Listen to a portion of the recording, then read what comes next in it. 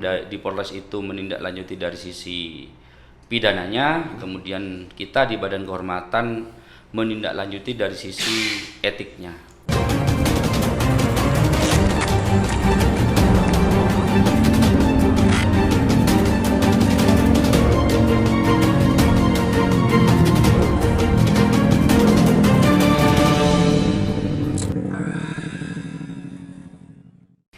Assalamualaikum warahmatullahi wabarakatuh. Kembali berjumpa dengan saya Aliman Haris di acara Sandasan. Pemirsa Sandasan, setelah gaduh bulan yang lalu gitu ya, ditambah lagi gaduhan satu minggu terakhir ini suatu persoalan yang unik dan juga masalah yang pasti akan memantik perhatian orang banyak. Karena sebelumnya persoalan ini sebetulnya sudah clear, sama-sama mengklarifikasi ke publik sebagaimana yang saya usik kemarin. Tapi hari ini justru persoalan itu sudah bergulir ke APH dan bergulir ke BKD, bergulir ke kasus pidana dan bergulir ke ranah politik. Ini kesimpulan saya, kalau sudah BKD ini sudah masuk di ranah politik, meskipun itu sebetulnya adalah ranah etika dan moral. Hari ini saya mengundang Ketua BKD DPRD Kabupaten Bangkalan. Assalamualaikum Dinda, Ketua. Waalaikumsalam, Kanda. Bro, sibuk terus kayaknya ya, mau jadi Ketua BKD sekarang kayaknya sibuk. Beda dengan Ketua BKD periode sebelumnya ya? Sama, Kanda. Oh, sama juga. Artinya kita harus tetap amanah menjalankan tugas dan fungsi sebagai Badan Kehormatan. Dulu Dinda juga termasuk anggota BKD dulu? Wakil Ketua. Periode yang sebelumnya? Sempat ada juga ya kerja di BKD di periode sebelumnya itu? Alhamdulillah ada. Ada juga ya. Oh, artinya bukan sesuatu yang baru kalau begitu. Bukan sesuatu yang baru. Artinya adanya laporan masuk dari masyarakat terhadap BKD ini sudah tidak kaget-kaget lagi ya untuk bagaimana merespon gitu ya Dinda ya. Secara manusiawi kita tetap terkejut ketika ada permasalahan yang menimpa kepada teman-teman saudara-saudara kami di anggota dewan. Iya. Tapi itu kan kalau sudah tugas dan tidak boleh tidak harus dilakukan gitu ya. Oke, pemirsa Sandasan, kita mulai masuk ke dalam persoalan. Jamak dipahami, sudah jamak dijadikan desas-desus di lapangan, di meja-meja elit, di meja-meja alit, di warung ke warung, dari organisasi-organisasi tentang persoalan dugaan pungli pejabat daerah, dalam konteks ini adalah oknum anggota DPRD Kabupaten Bangkalan yang sebelumnya hanya mengatakan salah satu oknum anggota. Selanjutnya setelah bergulir kedua kalinya, banyak nama yang disebut di situ, termasuk wakil ketua, termasuk pada akhirnya juga menurut salah satu pejabat menyebut salah satu pejabat camat gitu ya. Itu sebetulnya masuknya sudah berapa minggu dari sekarang, Dindaku? Yang masuk ke Badan Kehormatan kurang lebih sekitar 1 minggu yang lalu. Sekarang ya? Dan kok kayaknya nggak ada respon balik. Apa sebetulnya yang sekarang dilakukan oleh BKD setelah mendapatkan laporan itu? Saya belum dengar tuh beritanya, belum dengar informasinya dari teman-teman, belum dengar. Apa sebetulnya responnya sekarang? Ini diproses atau tidak?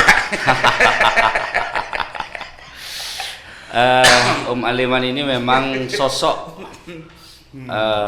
senior saya dan juga mentor saya yang memang paling pinter untuk mengusik. Jadi Om, bisa kami jelaskan, saya sebagai anggota pimpinan Badan Kehormatan, setiap ada Dumas yang masuk ke Badan Kehormatan, secara otomatis Badan Kehormatan harus menindaklanjuti Dumas itu. Wajib hukumnya ya, wajib hukumnya. Tidak boleh dibiarkan. Makanya karena itu wajib, karena itu adalah sesuatu yang harus ditindaklanjuti. Saya belum dengar, Dinda Ketua, sampai hari ini apa sebetulnya langkah yang dilakukan oleh BKD terhadap laporan itu? Hari ini sebelum saya datang ke ruangan ini, kita sudah melakukan rapat internal. Namun demikian, walaupun kita sudah agak capek rapat tadi karena janji dengan Om Aliman memang mulai kemarin lusa, otomatis saya harus menepati janji itu. Dan bisa dibuktikan bahwasanya kita sudah melakukan rapat di kantor DPRD Bangkalan ini barusan Sebagai tindak lanjut dari laporan itu ya. sebagai tindak lanjut ini Om. Oh, si pemirsa. Ini bisa Nanti bisa di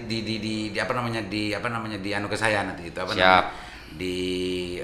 kirim ke saya. Betul-betul ada gambarnya pemirsa. Entah apa yang dibicarakan, kita usik lebih baik. Lagi pemirsa. Oke, itu berarti itu bentuk dari tindak lanjut atas laporan dari Saudara Taufik. Saudara Taufik kuasa hukum dari Pak Suroto. Pak Suroto itu Dinda ya. Ya ke APH ya, mungkin itu juga anu ya, bukan ke APH, ini ke BKD. Itu kan memang anu Dinda, kalau BKD itu kan beda dengan APH. Tadi itu rapat memang untuk bagaimana menindaklanjuti itu ya Dinda ya. Informasi yang saya terima bahwasannya dari saudara Taufik ini mengadukan permasalahan ini ke Badan Kehormatan Dewan dan juga ke Bareskrim Polres Bangkalan. Ya. Namun demikian kita dengan Polres Bangkalan itu dua sisi yang berbeda. Di Polres itu menindaklanjuti dari sisi pidananya, kemudian kita di Badan Kehormatan menindaklanjuti dari sisi etiknya. Kode etik ya, karena Kode memang etik. Dewan itu punya kode etik. Ya. Ya di kode etiknya.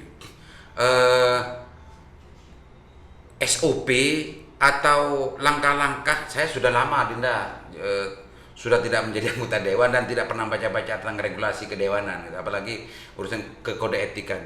Di kode etik dewan itu di aturan tentang masalah penanganan dumas semacam itu ada aturannya secara jelas Dinda ya. Kalau dulu Om, mungkin perbedaannya kode etik, tata tertib dan kode etik sama.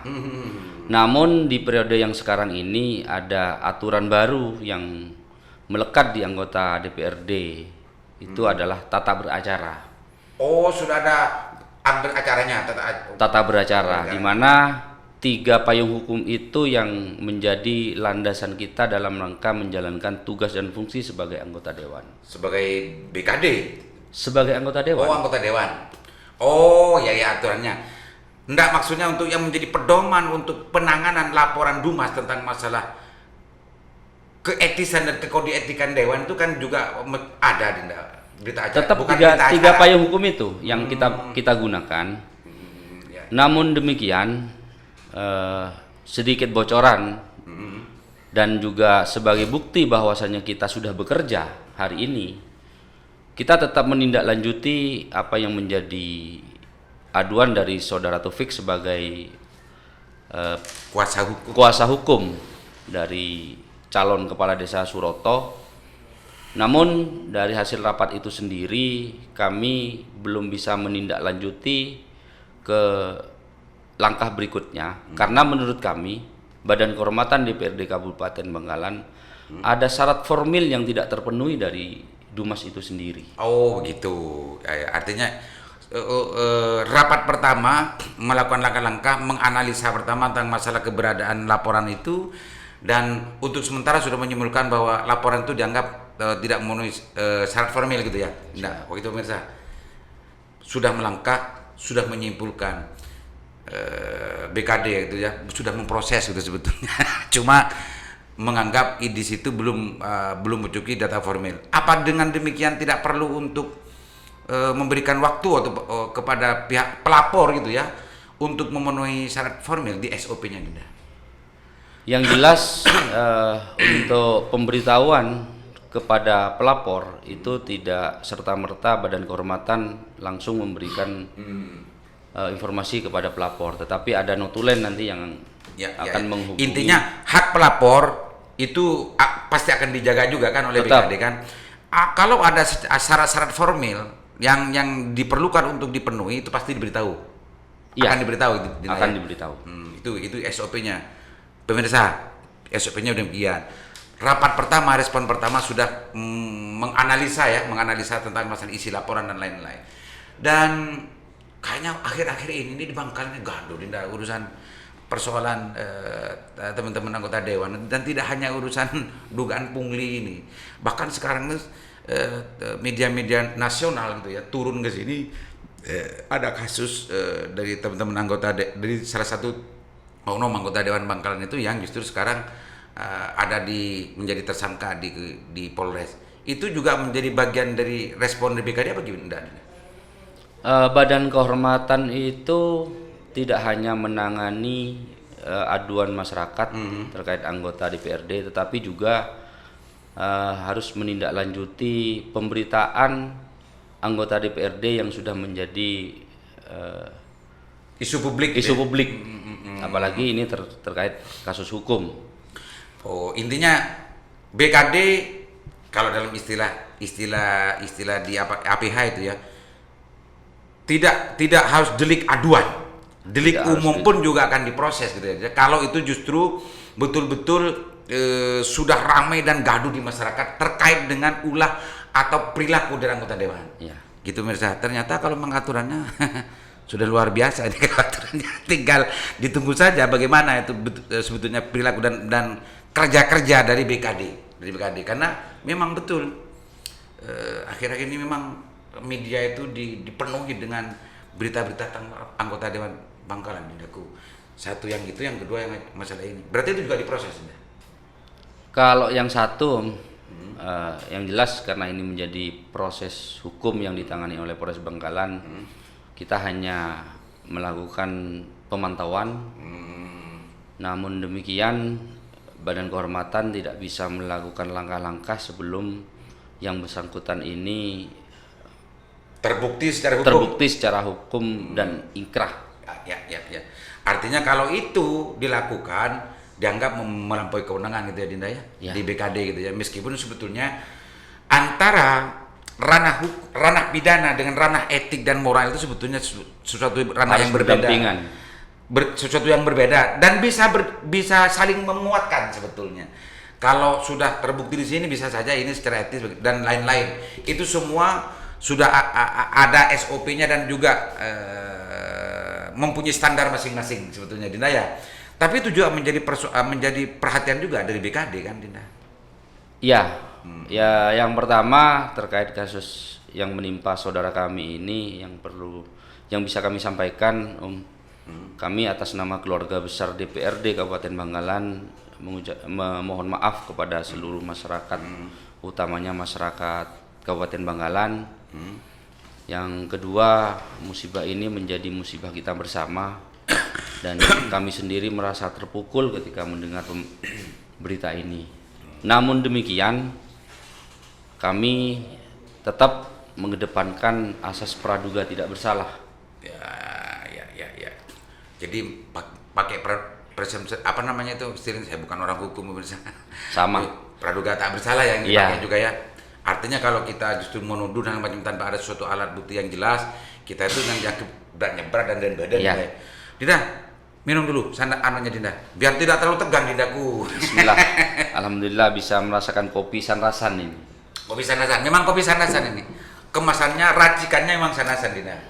Tapi sekarang masih belum saya launching. Kalau PRT nyata racikan sudah. Kita sudah mendapatkan PRT dari Dinkes. Pak Yoyo, terima kasih.